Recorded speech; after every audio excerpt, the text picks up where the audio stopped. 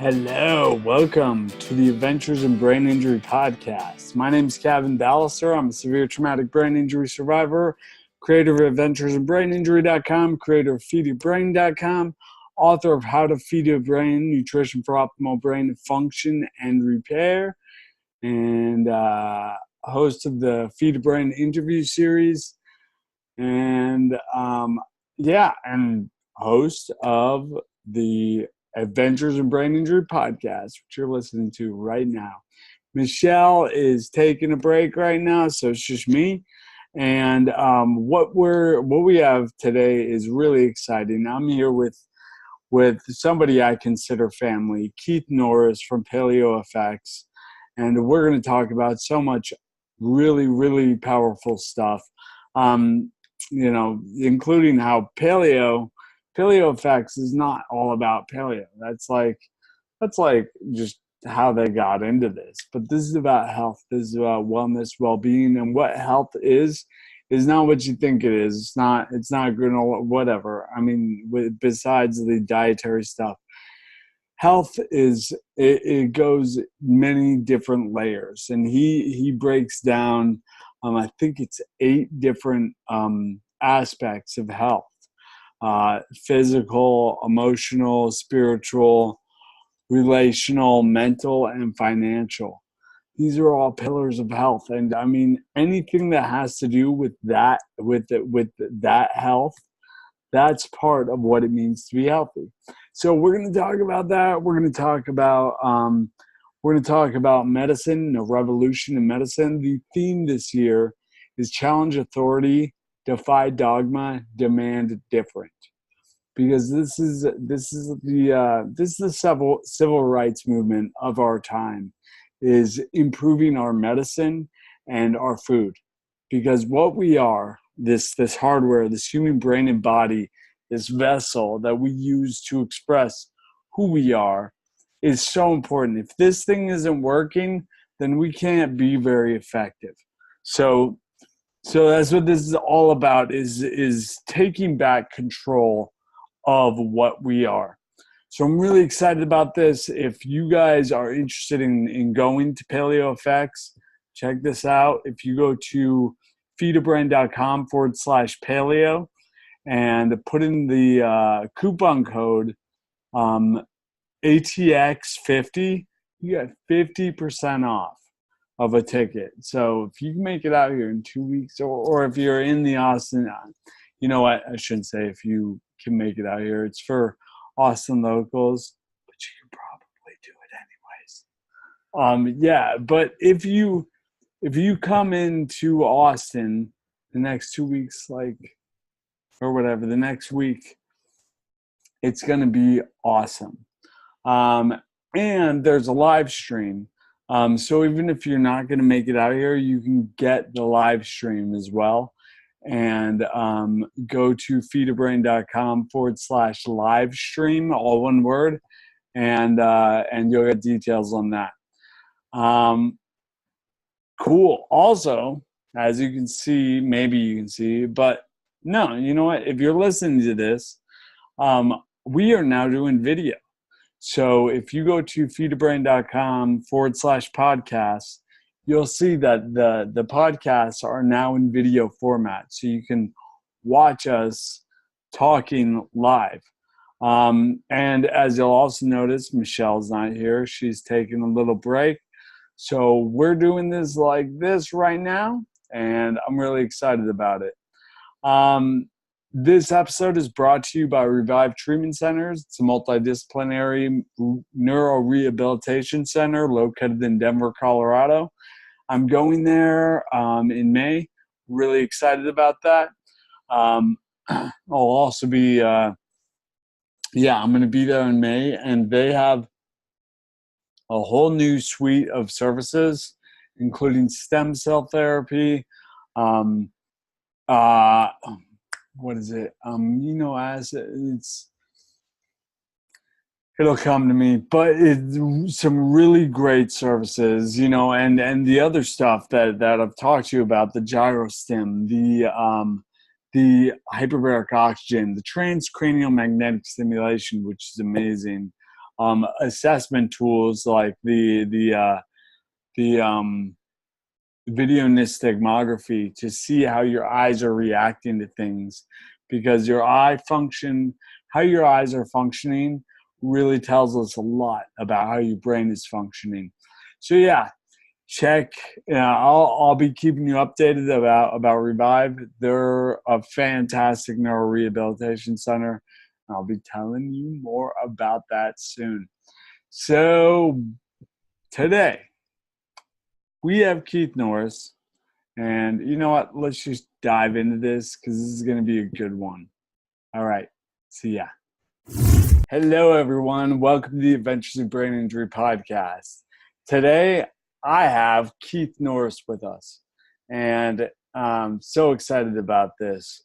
So let's jump into this. We have Paleo Effects coming up, and I reached out. I learned of Paleo Effects through listening to podcasts, right? Like I was relearning how to walk during my recovery, but we have this amazing resource that is the internet. And I learned a podcast, and I started listening to podcasts, and I found actually Lauren Noel, and we interviewed her a couple episodes back. I'll put that in the show notes. But I found her through Dr. Alex Vasquez, and she was talking about this health and wellness convention called Paleo FX that was happening in Austin, Texas. And like when you first hear Paleo FX, like it's a diet convention. It's not that at all. And so I volunteered for them back in 2013, and I ended up volunteering every year since then until this year. I'm going to be speaking, and we're going to talk about what this is all about.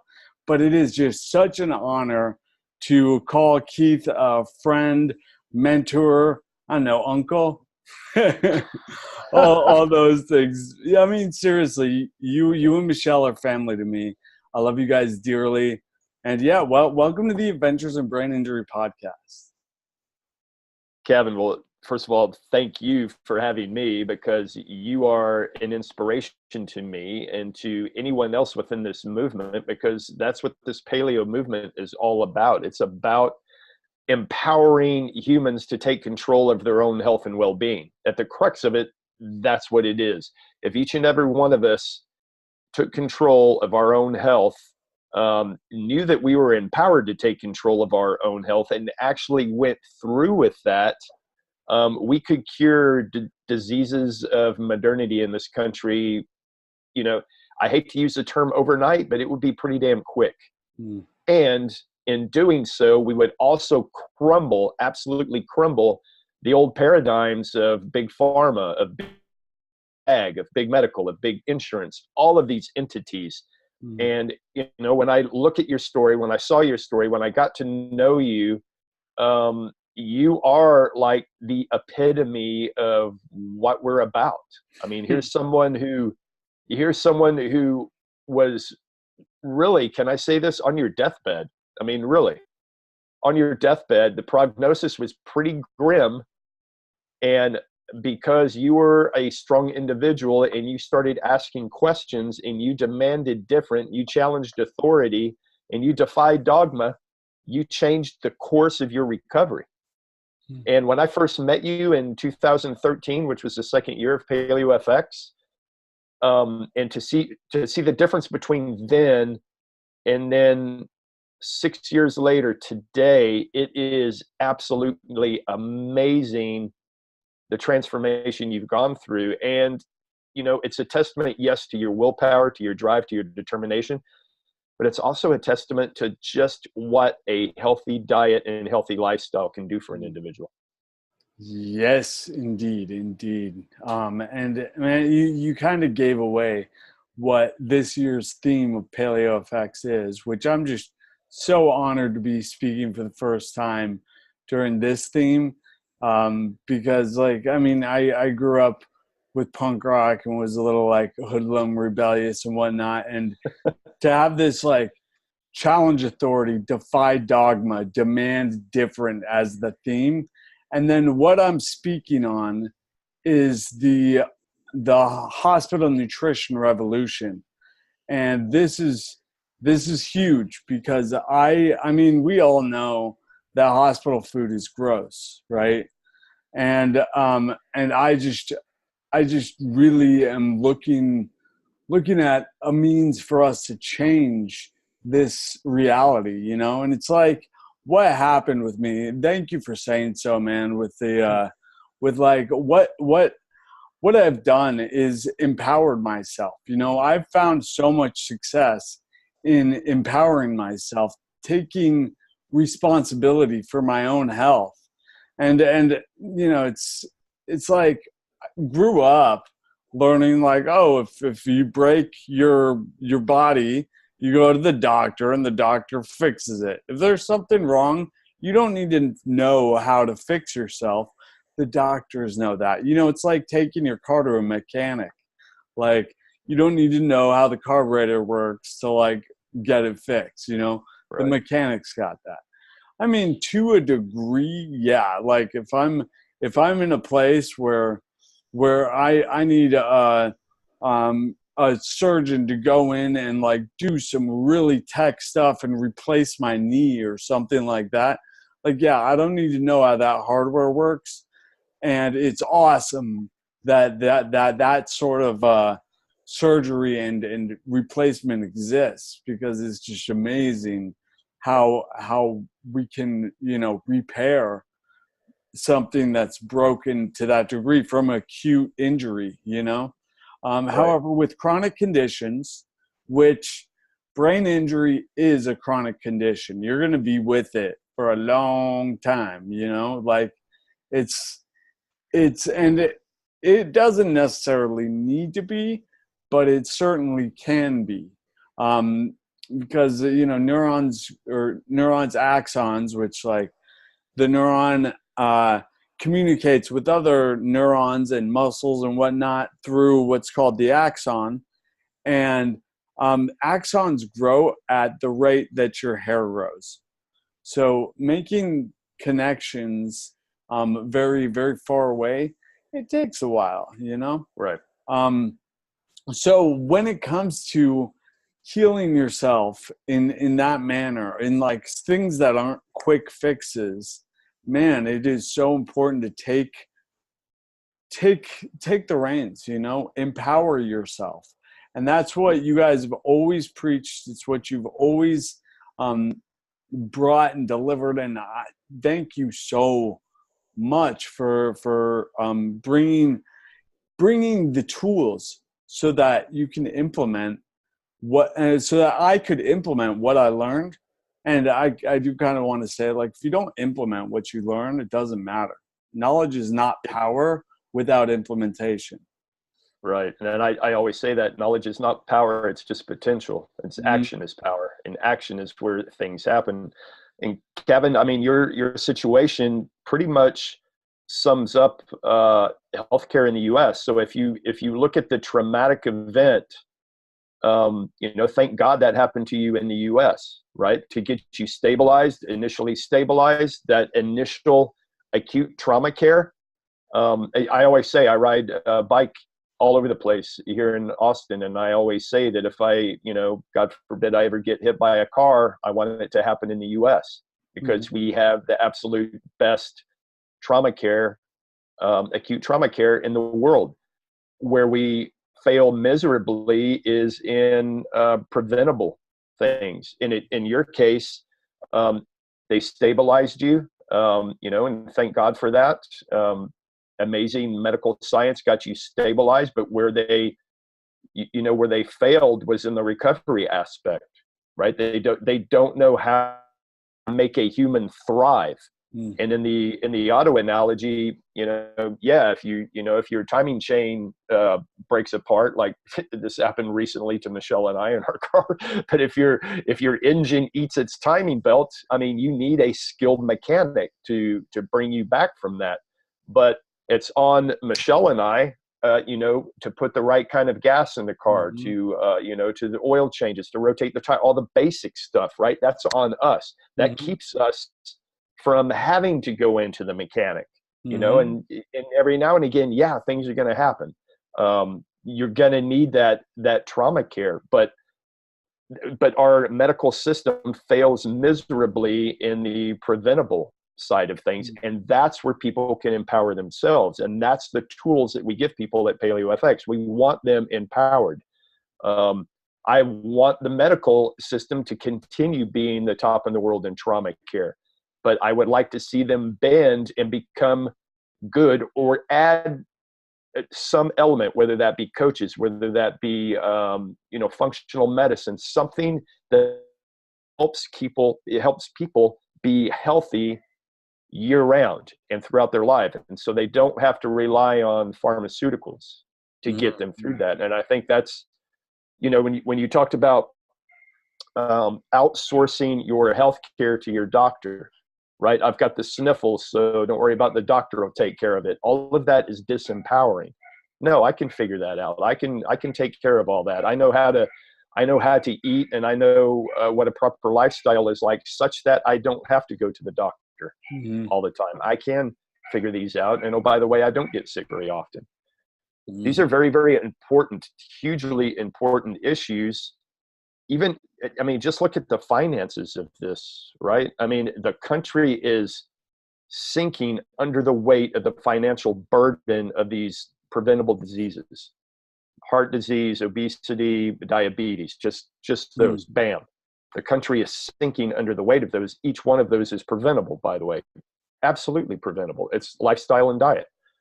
And on a personal level, people are sinking financially for the same reasons: diabetes, heart disease, obesity. Bam. And that's a massive personal financial burden on people. And not to mention, yes, it is financial, but it's also a quality of life issue.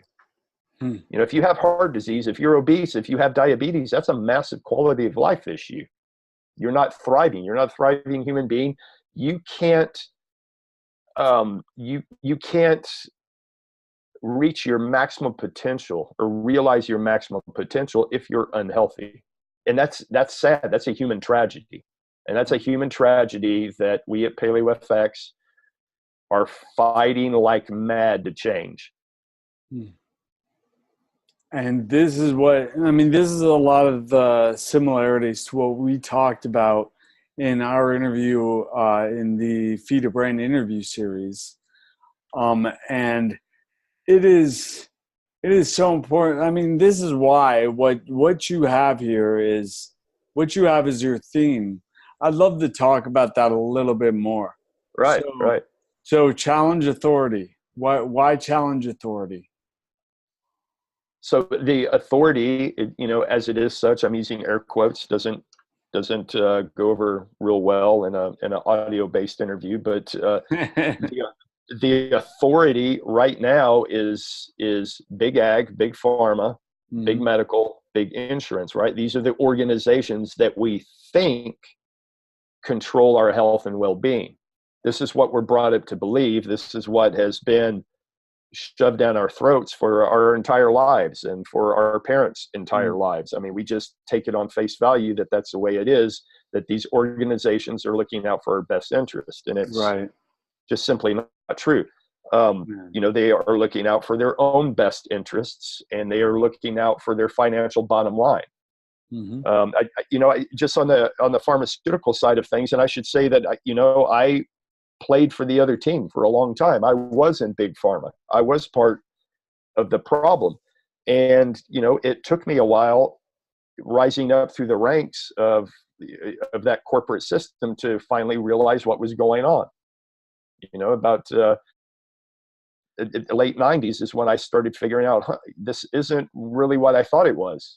This is a money grab. This, and it started to come into my vision what was actually happening. And the pharmaceutical industry does create life-saving drugs, no doubt about it. But at the same time, they are a business, and a business exists to make money. And just the fact of the matter is that money is to be made in lifestyle drugs, right? Insulin, Everything that has to do with diabetes, everything that has to do with obesity, and everything that has to do with heart disease, those are money making Right. drugs because they are lifetime drugs. There is no Mm-hmm. cure. There's just a lifetime maintenance. So it's a Mm-hmm. sick care. It's a sick care maintenance operation. It would be like, perpetually paying a mechanic to tweak on your car. So just in perpetual, the car is never fixed. It's always got a little something wrong with it. So you have to keep a mechanic on retainer to keep the car on the road. It's the same idea. If the mechanic is not incentivized to actually fix the car, he's much more incentivized just to kind of fix it, just to keep it, limping along. But that steady roll of money is just coming in. And that is unfortunately big pharma right now. And that is big medical right now. And that is big insurance right now. And then feeding that entire loop is big ag, which is subsidizing and feeding us foods that keep us sick and just perpetuate that cycle. It's an insidious cycle. So that is the authority, quote unquote, that we're railing against. I mean, we are the people saying the emperor has no clothes. Hey man, this is a broken freaking system. And the best way out of that system for an individual is to empower yourself and back yourself out of that system, because no money, the system breaks. That is the fuel for that system is money. That is its life source. So every dollar you pay into that system is another life source token for that system. The best way out, if you want to rail against authority, and I do, man, I come from the same age, Kevin. I mean, I am all about raging against the machine. The best way to rage against the machine is to freaking not feed it. Yep. Right? That's right. Back yourself out of the system. So that's a about long-winded answer to. It was long-winded, but you check two of the boxes that I often talk about, which is like, with capitalism, it has brought us so much awesome stuff, and it's based on supply and demand, and there's so much of that. Let's look at the two things that you talked about. One is pharmaceutical. So supply and demand for pharmaceutical. What is the demand for pharmaceutical? The answer to that is that it's the diagnosis of a condition that pharmaceutical treats. Okay. Right. So if we have the supply, an enormous amount, we can create this drug like gangbusters, no problem, right? Then we want to bring up the demand. So how do we bring up the demand of conditions that require this? Well, sick people are who want this. Right. So it's insidious, as you said. And I mean, this goes deep. And then same with food. What's the demand for food? Hungry people. And we have obese people eat a lot of food, right? Obese people are not like sufficiently nourished, believe it or not, right?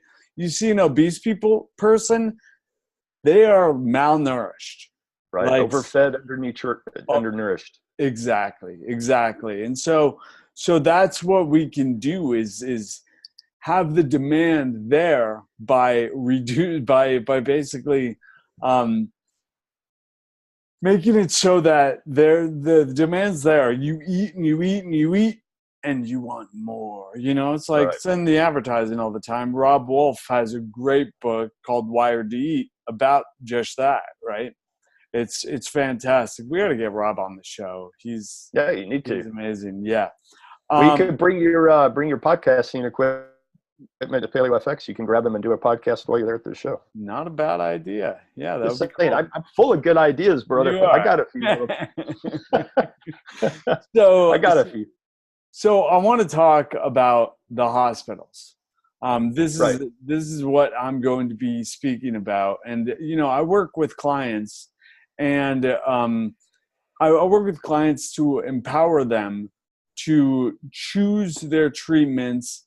And I bring my experience, my knowledge, and my connections to the table. I partner with them, help them to choose treatments to speak with their medical team and to be aligned with their medical team in order to bring about the best possible outcome.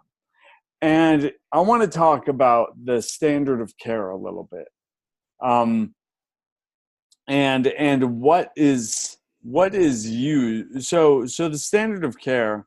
I first want to say that it came up in medical malpractice suits. That's where standard of care it's used, and Right. essentially in a medical malpractice suit, it requires that the defendant deviated from the applicable standard of care. And so then what is the standard of care? Well, check it out. Like hospital food, that's part of the standard of care, right? And then for those that are unable to eat conventionally, like I was, like we all know hospital food is gross, like I said. Can you imagine what's being fed to the vulnerable population that's unable to chew or swallow or eat conventionally or choose for themselves through the processed liquid formula that's fed to them? Right? It's good stuff, right? They're looking out for my best interests because we're in the hospital, right? That's what I thought as well. Surely. Right. So let's talk about what's in that. Here we go. Glucose syrup, sugar, milk protein concentrate, vegetable oil, soy protein isolate, fructooligosaccharides. That's just the base of the formula. And that's not one candy bar. Like, I mean, I don't know if my audience knows that those aren't like top-notch ingredients. So those ingredients are the base of the formula. And that's not one candy bar. That's breakfast, lunch, dinner, plus 2 more meals for good measure for months or years for some patients. Like if you have a parent or a grandparent in a nursing home that's unable to eat conventionally, I'm talking about them. People on death row have it better, like at least they get to have their last rites, whatever meal they want. We have we have war heroes and veterans where their last meal is essentially fortified sugar. It's crazy. Yeah, sad. And so what I've been able to do is essentially with my clients, with the clients I partner with, 100% of them, I've coached them to speak with their medical team, and we have a 100% success rate at doing something other than the standard of care, which, by the way, the definition of the standard of care is the type and level of care an ordinary, prudent healthcare professional with the same training and experience would provide under similar circumstances in the same community. So if you're if you're given a grim prognosis like I was, do you want an ordinary physician to give you the same care that gets the same or similar results as the grim prognosis? You know what that perpetuates, Kevin, is a race to the bottom. Whenever there is an inability for betterment, no ability to take risk, it's a run to the bottom. And that's all it is, because you just, and I get it. Doctors are worried about being sued. Mm-hmm. I mean, you understand this too. Totally. So the way around that is to understand their and say that again. You kind of glitched out. Say that one more time. Oh, I was going to say is, doctors aren't necessarily your enemy.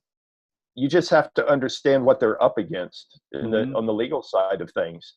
And so to your point, you have to be, and to my point as well, you have to be empowered. You have to understand that it is your health we're talking about. And this doctor, this guy across from you in the white coat, is there to work with you, not to force anything down your throat. He's there to work with you. You guys are working together, but at the end of the day, you are the captain of your own health.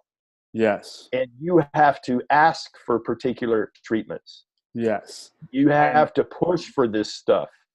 I want to, language is so important. And when you Right. ask for something, you don't ask what you like if you ask the doctor if this is like if this is a good idea or what do they think of something, Right. again, if they deviate from the standard of Right. care, they're putting their medical license at risk. So if Right. you ask if this is the next move, what they think about it, the answer will always be the standard of care. It Right. will always be that. Because if they say something different, they're putting their license in jeopardy, or worse, in a medical malpractice suit. But if you, and so there's this thing called the tenets of medical ethics, which is basically ethical principles in medicine. And the very first ethical principle in medicine is patient autonomy. The patient has the right to choose and refuse their treatment. Right. To choose. So That you is don't, key.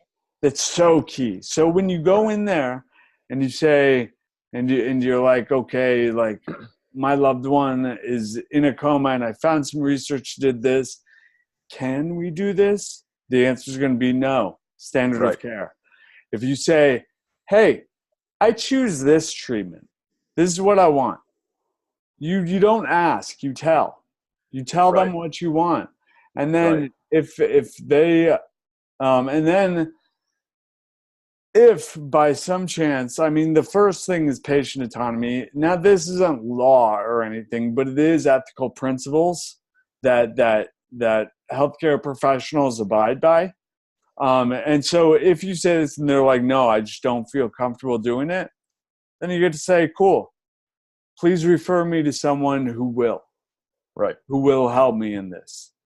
Because then this is how we get we make a huge change. And I'm telling you, Right. it works every time with my clients to get them to not only allow but to assist in the implementation of practices outside of the ordinary, same, or similar standard of care. Right. And I'll give you, Kevin, just a much a case much lesser degree, not so much at stake, but my dad is 80 years old, and he recently had like many older males, had a prostate cancer. So he went in, had surgery. They didn't have to remove his prostate. They just removed the areas that were cancerous, and boom, he's back up and rolling. But he's also 80 years old, and his testosterone is tanking. Right. So his doctor at the time would not give him testosterone treatment. And my dad is, he's 80 years old, but he was very, very lively and, active and this, that, and the other. And you could just see him starting to decline. And I had this conversation with him, coming to find out he's got low testosterone. We had to talk about that. It's like, well, no shit. No wonder you feel tired and run down. You don't feel like doing anything. He's like, well, what can I do? I said, well, you get HRT. I mean, you're 80 years old. Mm-hmm. Let's bump that testosterone back up. And so he's like, okay, go in and talk to my doctor about it. Goes in and talk to his doctor. His doctor was like, oh, hell no. No. You just had a brush with prostate cancer. There's no way I'm putting you on testosterone treatment. So then he comes back and tells me, doctor says no because of the prostate cancer. I was like, that's bullshit. That's complete and utter bullshit. I mean, that's like 30-year-old science. Go back and tell him that he either puts you on testosterone treatment and monitors the state of your prostate, which is not hard to do, and you roll on, or fire him. And, my dad's kind of like, fire the doctor. I'm like, fire the doctor. You don't have to go to him. Yes. And so he's finally like, oh, well, it kind of clicked to him. He's like, okay. So he went in, had the discussion. The doctor's like, nope, not going to do it. My dad said, well, refer me to someone who will, because I'm tired of feeling this way. And the doctor's like, well, I guess you're going to do this, aren't you? And he said, yeah, I am. I don't feel good. And he's like, well, I've got a couple doctors in the books who'll do it, but I advise against it. Yeah, standard of care, the whole bullshit line. And my dad's like, okay, I hear you. I take that into consideration. Refer me out. And Right. he did. Got testosterone treatment, feels good, back to his normal self. They monitor his prostate, everything's cool. But he's 80 years old. I mean, come on. Right. And this is the idea of the medical system, that once you reach 80, it's just a slow decline into diapers and drooling on yourself.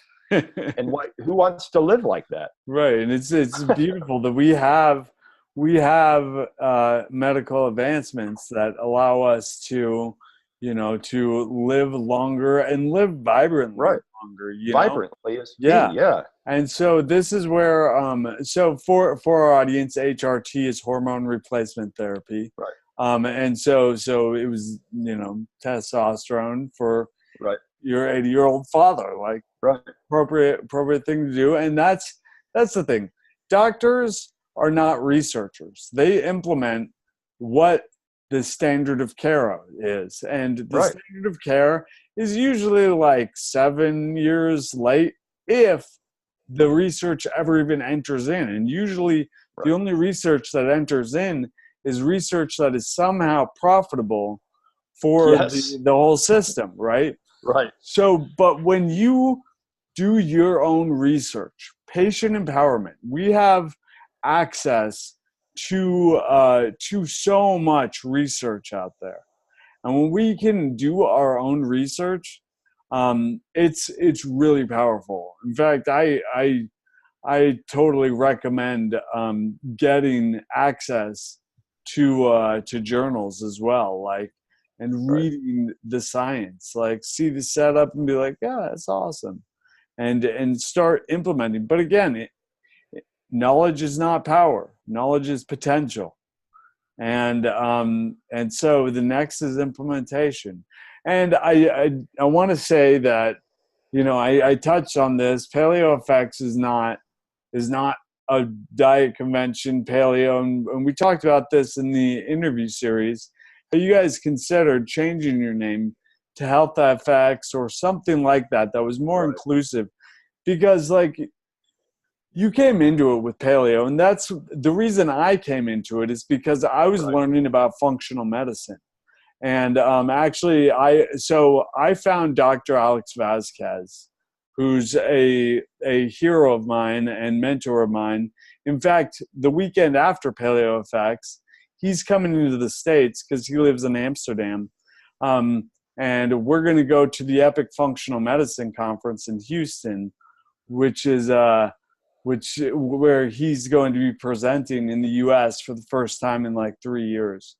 And if I haven't talked about Dr. Vasquez with you or our audience, I just want he's a doctor of osteopathic, a doctor of naturopathic, and a doctor of chiropractic medicine, 3 doctorates. He's on the board of the Institute of Functional Medicine. He's written over 120 articles in peer-reviewed journals and over 20 textbooks, not books, textbooks. Like, this guy's just off the charts. It makes I me don't feel know. like such an underachiever. All you do is run the largest paleo conference in the world. Slacker. Slacker. Yeah, so anyways, he's coming to town. But I learned of him, and he's the one. I learned a podcast afterward, searched for him on podcasts, found him being interviewed by Dr. Lauren Noel, and that's how I was introduced to paleo and to all of this. And I realized, like, okay, so let's see, evolution is kind of the way things work. Like in science, we definitely, and in medicine, we absolutely pay heed to evolution, and that the body adapts and changes over time based on the environment that it's been in for a very long time, right? And so it's like, all right, so that means that our everything has been evolving since like throughout time. What did you see? Because when we look at it, like the rate of chronic diseases came on a lot recently. And when we look at the dietary, what has been available to us dietarily has just changed so much in the past 100 years alone. Right. Like, even if we go back just 100 years, we're way better off, right? Right. Um, Right. and yes, medical advancements have done a lot as far as like increasing how long we might live. But like we were talking about, the vibrancy of that life after a while is more like existing in pain than living a vibrant, healthy, awesome life. Right. So It's almost like being in limbo, this kind of weird limbo where you're not really fully alive, but you're not dead, but you're just in this weird kind of limbo, and there's no quality of life in that limbo area. right. Um, yeah. Well, this So, is where paleo, like, it made sense to right. me. It was like paleo is basically an evolutionary approach to nutrition. And and it's a science, and science is an evolutionary approach, or medicine is an evolutionary approach to what we are, to our Right. bodies and the hardware that makes us up. And it's like, all right, evolutionary approach. I can see the advancements that have come from paying heed to evolution and ancestry. It's huge. So Right. so yeah, I mean, it made sense. I jumped on board, and I don't eat much meat. I don't. I Right. was talking with a friend recently, who's a vegan. I love this woman. She's amazing. Mhm. We have a pretty strong connection, and she's a vegan, right? And she had some health issues and whatnot, and she really looked into things, and she ate some meat for the first time and Mhm. started feeling like in years, and felt way better. And she was like, okay, what's going on with this? And did a lot more research, and Right. we were talking about it, and it's like meat, using meat as medicine is a great way to look at it. Like, meat doesn't need, you don't need to Right. eat a bunch and a bunch, like an enormous amount of meat. Like, we've talked about this, Keith. Like, paleo, Right. if you look at like a Paleolithic lifestyle, you didn't eat that much meat for the most part, depending on where you were. But if you're in a Right. place that has vegetation, you're eating mostly vegetation. And then every once in a while, you get an animal, and you all like eat that animal, like the whole tribe eats the animal, and then you're back to the vegetation for a while, you know? Well, I think it's the whole key to all this diet question is, and it goes back and forth, and people argue, what the optimal diet is, and I would say there's not an optimal diet. I mean, it depends on your genetic makeup, it depends on your lifestyle, it depends on your epigenetic Mm, environment, it depends on a lot of things, and it also has to take into account your spiritual leanings, right? In the case of some vegetarians who don't want to eat meat because they do not want to take the life of another sentient being, which I'm totally down with. I totally get that. But if we separate spirituality from the actual what components do we need for these human machines to operate, that's a different question. We can talk about the spiritual aspect. Let's shelve that for a second. Let's talk about like what we need to keep a human body healthy. And I think one of the most important theories in this area, because we don't know exactly what the prehistoric man ate. We don't know. We have these ideas. We can infer. We can look at extant tribes right now and kind of figure out what they ate, but we don't know. We know what they didn't eat. We know they mm, didn't eat Twinkies. We know they didn't eat Trix with low-fat milk. We know they did not eat these hyper palatable modern foods. We know they did not eat trans fats. All these things we know they did not eat. mm, So we take that into account. Next thing we take into account is a thing called optimal foraging theory. And this is the theory that every living organism on Earth has to operate by. It is, what are they designed to take in energy-wise, and how much energy expenditure is required to gain that energy, and it's got to be a net positive. When you look at the overall energy expenditure, it's got to be a net positive. Obviously, you got to have more energy coming in than you got going out.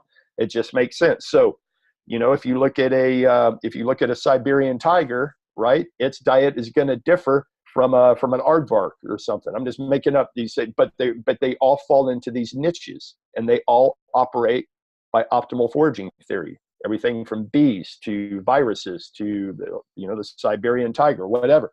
Everything operates under that system, including humans. Mm-hmm. Now, humans have the ability, they're omnivorous, so we can eat freaking just about anything if it doesn't kill us first.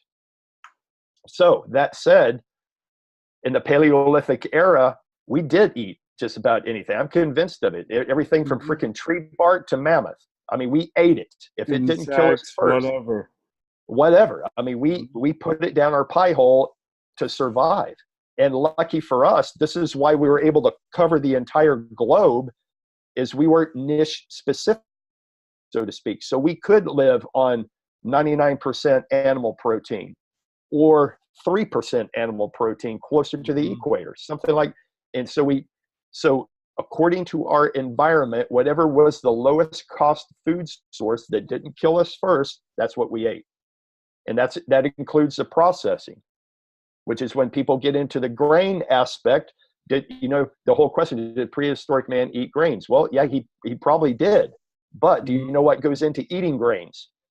That's a lot of processing. That's a lot of energy. That's a lot of gathering. That's a lot of energy. And would someone rather eat a handful of grain or drop a woolly mammoth?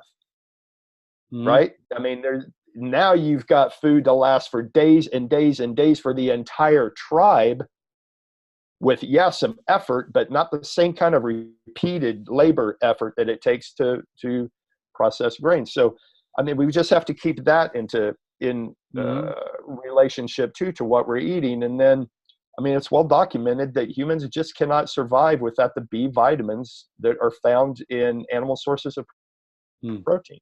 You just, unless you're going to supplement, which comes back to the idea if you are a vegetarian, I get it. I totally get I'm a spiritual person myself. I totally understand the sentient, dropping another sentient being for my own health and well-being. I understand that struggle. I get it. But if you're going to do that, just understand the needs of your human body and supplement wisely if you're not going to have animal proteins in your diet. And that's just a choice you have to make from the spiritual side. I choose to go the other way and pay reverence for the animals that I do consume. And that's how my spirituality runs. But I don't ask everybody to do that. That's everybody's choice. But I would just say, be smart about your food choices. And to your point about there was a couple of years ago that we looked at rebranding PaleoFX because we felt that we were being pigeonholed into a diet-only conference, and which is anything but. And we always say there are 6 pillars associated with the paleo lifestyle, and that's mental, physical, emotional, spiritual, relational, and financial. Those are the 6 pillars of an optimized human being, and we cover each and every one of those in depth at PaleoFX. All of those areas are covered because we want optimal human beings. When we looked at rebranding PaleoFX, we had some very, very smart branding people tell us not to, because number one, anything else would water down what we're doing.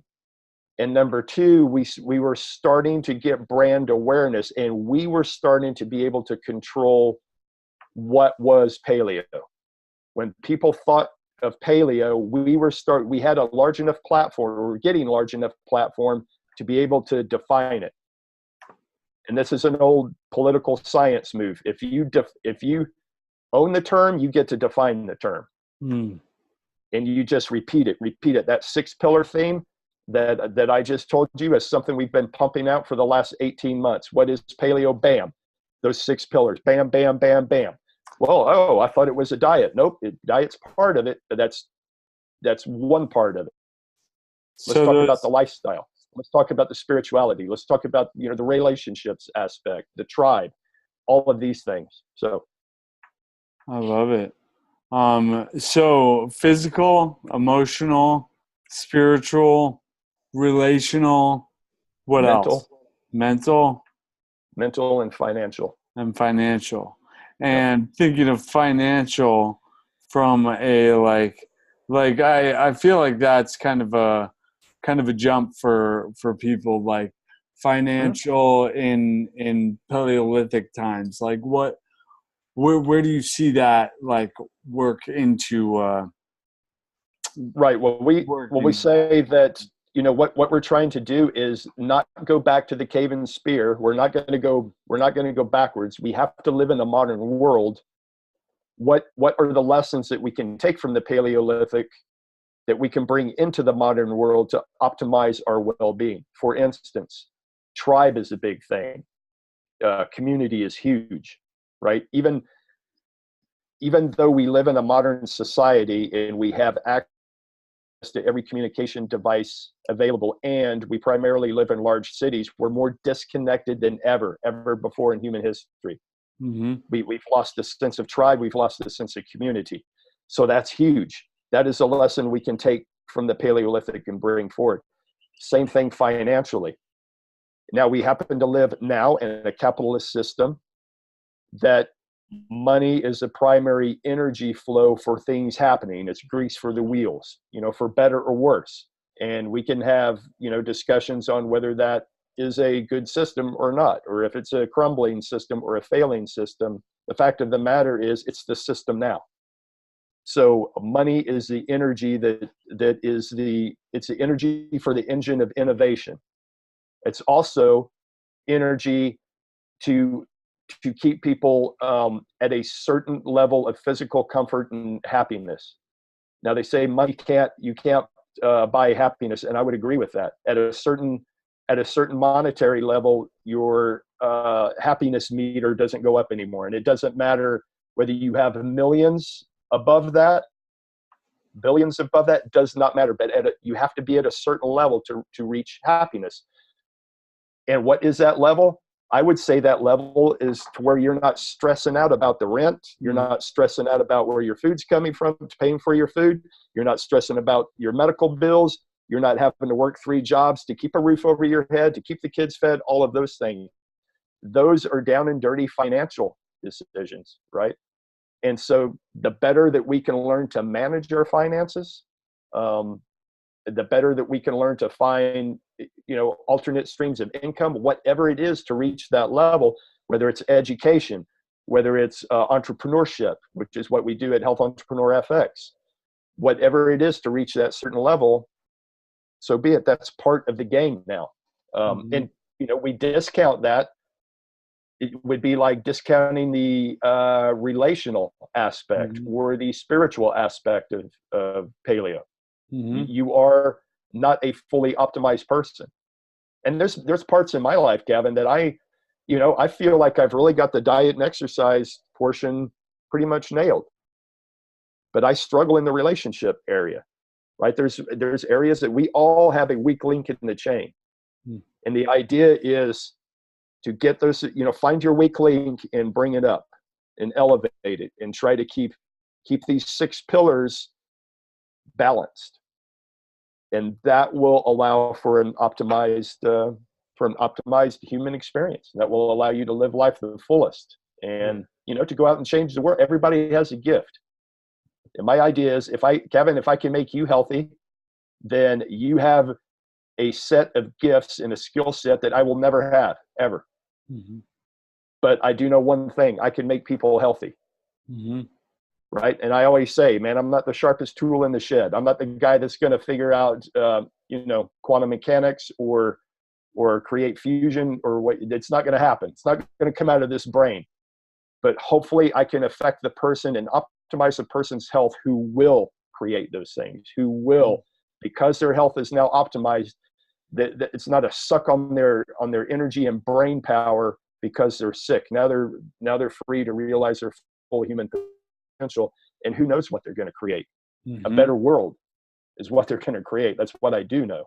That's perfect, man. And I really appreciate what you're saying with the financial, the the physical. Like, it's like my mom used to say, or still does, if you don't have your health, you don't have shit.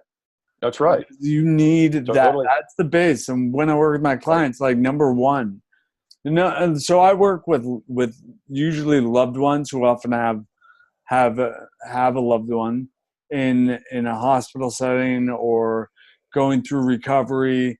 The majority of my clients are dealing with brain trauma in some way, shape, or form, or neurological conditions in some way, shape, or form.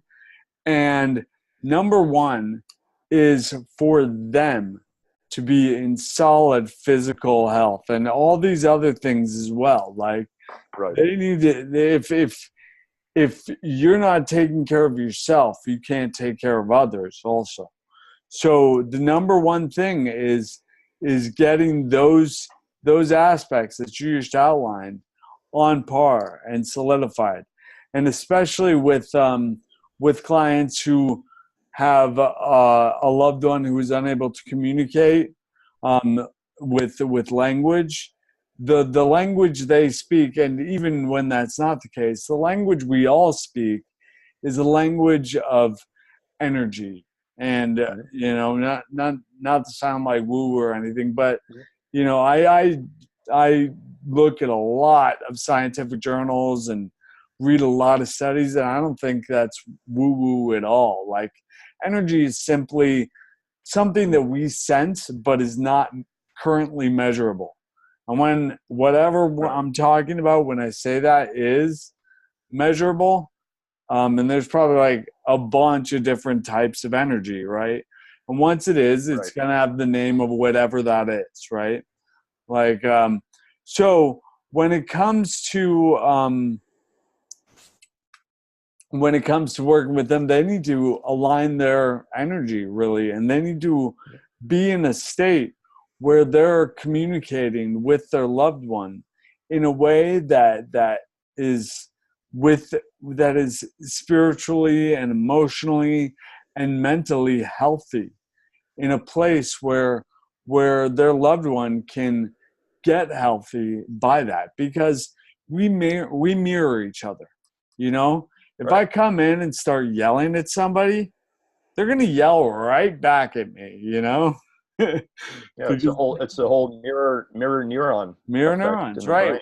We match each other's brain states, unless we are able to, move into the frontal cortex and make a conscious decision not to be triggered by whatever is brought forth to us, But if we can, but that takes a lot of work, and especially after a brain trauma or brain condition, like, we need to rebuild those connections so that we're no longer in our limbic brain, which is our primitive, like, reptilian brain, is it's often called, because lizards are like, that's the lizard brain, right? And when our brains have built onto that. So yeah, I really appreciate going through all of these aspects of physical, emotional, spiritual, relational, mental, and financial. Because if we're in a place where we're desperate in any way, shape, or form, where we're worried about where our next meal's gonna come from, where we're gonna sleep that night, like, it's hard to allow our gifts to shine, to come through. Totally. So I appreciate what you're doing so much, man. It's perfect.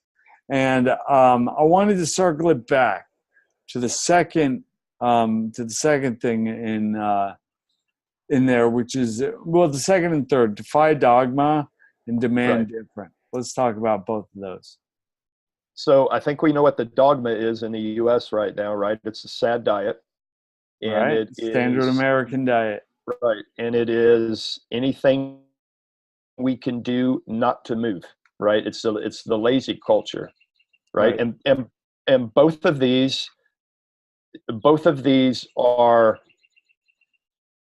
plays on our evolutionary hardwiring, right? Because we are hardwired to be lazy, right? And which was necessary, because if we just willy-nilly expanded energy in the Paleolithic and while we were evolving, you and I wouldn't be sitting here right now. I mean, that's it, and no animal expends energy unless it has to, right? Except for the young. And one could argue that puppies playing, for instance, cats playing, any kind of cat, any kind of animal when it's young is playing, but their play is not just willy-nilly expenditure of the energy. It is actually learning how to relate to another animal and what those boundaries are and what hierarchies are and all of that. That's actually what they're doing by doing that. So we just have to realize that, right? And the sad diet capitalizes on our hardwiring for certain palatable foods and combinations of macronutrients, especially fat, sugar, and salt. Now, you amplify that by armies of food engineers, and you put a profit motive behind it, and you come up with crazy things that you can't freaking put down, like, atomic Doritos or, the pizza on the corner or whatever it is. They are purposely manufactured to sell more. And the way they sell more is to get you to eat more.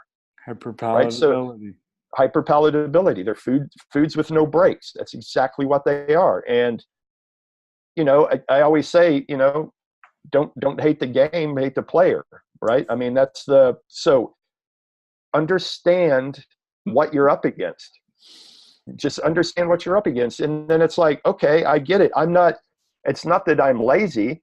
My hardwiring is such that, and I've been marketed to everything that will keep me from actually walking or expending any kind of energy. They're going to sell that to me. And why do I hone into it? Because I'm hardwired to go for that. Just understand that. And then just set up systems and processes to get yourself around that. Same thing with the hyperpalatable foods. I get it. Okay, I get it. The corporation's trying to make money. I understand. Food engineer, he's trying to do the best he can at that given craft, and maybe he doesn't realize what he's doing to humanity. Him or her, they don't realize what they're doing to humanity. They don't get it. They haven't stepped back and seen the big picture yet. Okay, I get it. I've got no hate for you, but I don't have to play the game either. You don't have to. I can exit completely out of that game. I can step completely outside of, we call this the human zoo at PaleoFX, this whole zoo environment that we've created for ourselves, and it is a zoo. And when it's like the Matrix. When you're in the Matrix, you're taking bottles of blue pills, man. You're just stuck in the Matrix, and you don't ever see what's going on around you. In fact, you don't want to see what's going on around you. But the second you take that red pill, you step outside and you see what's going on.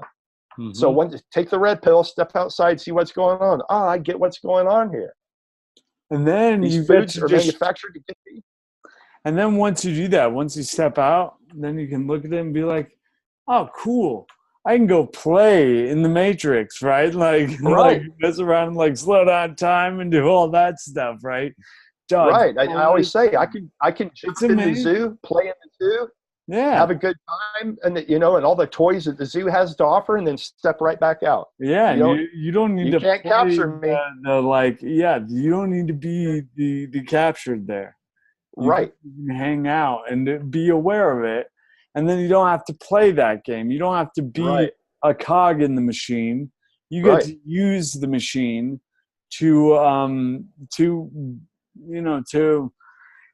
enjoy your life, to live your life to the fullest, to build up your health, your physical, emotional, spiritual, relational, mental, and financial health, Right. I always say it's like surfing, man. So you can either learn to surf and have a fantastic time on the wave, or you can get your ass freaking pummeled by the wave. Same wave, two different outcomes, depending on what you do and what your skill set is. For me, man, I want to be the surfer, endless summer. I'm on the Endless wave and just cruising. Endless summer, man. I'm on the wave cruising, having a good time, while everybody else is just getting hammered by that same wave. And if you've ever been tossed in a big wave, you know what it feels like to get freaking hammered. It's uncomfortable. But I'm just saying that's everybody has that option, man. Mhm. And that's what we're doing is Paleo FX. It's one massive convention that's handing out red pills everywhere. Yes. Everybody's taking red pills. Oh yeah. Everybody's out of the zoo. Oh Yeah. yes. Handing out red pills everywhere. Awesome. That's our slogan for next year. I like it. I like it. So all right. So do you have something for my audience for like to either come, or I know you're also doing a live stream of the Right. convention. Yeah, I should be better prepared for all of this stuff. Hey, So my marketing team is freaking cringing right well, now. So yes, we do have. I So know we have. that if you go to feedabrain.com/paleo, Right. you're gonna end up at the PaleoFX website, and then there's some sort of code you can do that. Right. Do you So know the codes, or should I have put it in the show notes? we should put it in the show notes. The one code I know right now is for Austin area locals, and that would be like Austin and a 30-mile radius around Austin. So Kyle, Pflugerville, all of these type areas, Maynard. It's ATX 50, and that's 50% off of any ticket. That is the one code that I know right now, and that's for Austin locals. But I do know there are other codes out there right now this late in the game. I know they're out there. I just don't know what they are right now. Sorry, marketing team. It's a lot to keep up. All right, cool. I'll tell you what we'll do. We'll put it in the show notes. And if you come up with it, just send me a text, and I'll put it at the post roll on this. Right And on. anything else you wanna say to the audience before we finish up Man, here? I just a big push for anybody anywhere. Spread the word of mouth. Social media. Hashtag PFX19. Hashtag PFX19 is going to be the hashtag this year, and just about every year we crumble Twitter with our Mhm. PaleoFX hashtags because so Yeah. many people are social media posting. Man, tell your friends, tell your loved ones, tell your family, tell anyone who will listen to come with you to this event, because I cannot express what it means to go to an event that will actually change your life, man. And it's when you're there, it's very, very hard to explain to people who have not been there, but when you are there, it is life changing, man. There are people who start their health journeys at PaleoFX, and there are people who continue their paleo health journeys at PaleoFX. Yep. The tribe, the networking there, they will be your friends forever. I mean, we've had people that have met at the first PaleoFX and continue to meet up year after year after year at each subsequent PaleoFX. Exactly. This Yeah. is your family. This is your tribe, man. And we are all of us to adhere, challenging authority and defying dogma. And we all demand different of this human zoo that we're in. Mm-hmm. Take a red pill and come to PaleoFX. Yes, I can attest to that entirely. It's been an amazing experience. Being a part of this community, coming in, starting my health journey, and really just gaining the support and the momentum Right. to continue this exploration of health and how I can best serve the world. And I mean, you guys are on the forefront of this stuff. I mean, we are changing the game, you know, um, Right. changing the game of medicine. That's my charge. I want to revolutionize hospital nutrition. And as I was saying with the gastric feeds, like that's where we can start. Especially, I mean, considering like I mean, those gastric feeds are ridiculous, and you don't feed anybody who's trying to recover from anything fortified sugar for breakfast, lunch, and dinner, plus 2 other meals for months or years, right? We can all agree on that. So as we work to change this system, work within this system to change the system, and the way we do it is by patient empowerment and by patient education and patient or whatever, consumer, whatever you want to call it. But that's the grassroots is powerful.